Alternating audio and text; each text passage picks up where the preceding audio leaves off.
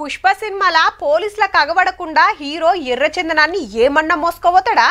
షెక్కింగ్ వస్తురని ఎరికైన నిమిషాలలోనే మాయం చేస్తాడు. ఆఫీసర్లు వచ్చి చూసే వరకు ఏముండది. ఇక చెక్ పోస్ట్ల కాడ సుత చిన్న కథ ఉండది. సినిమాలంటే కుదిరింది కానీ నిజంగా కథలు పడితే నడుస్తుందా? ఒకనాడు కాకుండా ఒకనాడైనా పక్క దొరకాల్సిందే. ఇంతకు ఏం మోస్తుంటే పట్టేసిండ్రో చెప్పరాదు అంటురా సుడుర్రిగా. మనోళ్ళు పుష్పరాజుకు తాతలు. ఖమ్మం జిల్లా నుంచి మహారాష్ట్ర, మధ్యప్రదేశ్, గుజరాత్, హర్యానా, హిమాచల్ ప్రదేశ్ కు సీమచింత పేరుతోటి సండ్ర కట్టే సప్లై చేస్తాండ్రు. మరి చెక్ పోస్టులు అన్ని దాటుకుంటూ పోయి ఇక అన్లోడ్ చేసుడే అనంగా పట్టేసిర్రు మధ్యప్రదేశ్ ఆఫీసర్లు. కాగితాలన్నీ మర్రేస్తే మన చింతకానిలో ఓ రైతు పొలంలో చెట్లు నరుకొని పోతున్నట్టు దానికి ఫారెస్ట్ వాళ్ళు పర్మిషన్ ఇచ్చినట్టు ఉందట.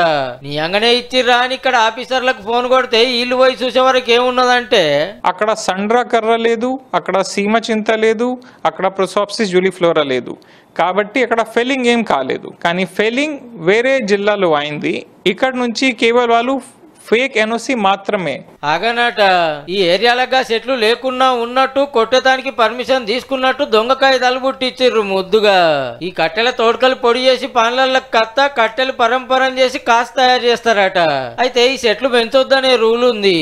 కానీ ఏరే రాష్ట్రాల్లో పట్టుకుంటే మాలంతా తెలంగాణ రాష్ట్రం చింతకానికి ఎంత వచ్చిందని కాగితాల మీద ఉండేటరకు వాళ్ళు మనోళ్లకు ఫోన్లు చేస్తే బాగోతం బయటపడ్డది. వెనకాల ఇద్దరు ఫారెస్ట్ ఆఫీసర్ల చేతులు కలిస్తే ఒకళ్ళు సస్పెండ్ చేసిండ్రు, ఇంకోల మీద ఎంక్వైరీ నడుస్తుంది. ఇంట్లో ఓ మోతవర్ది విజయవాడ, ఇంకోలది సూర్యాపేట. కానీ బండి బయటి రాష్ట్రానికి కేసు ఎంక్వైరీకి అటే అవుతుంది. గమ్మత్ ఏంటంటే అసలు ఈ చెట్లు ఏడ నరికిర్రు, ఏడ లోడ్ చేసిర్రు అనేది అయితే ఇంకా కూడా తెలుస్తలేదట. సో ఇక్కడ 3 టీమ్స్ నడుస్తుంది.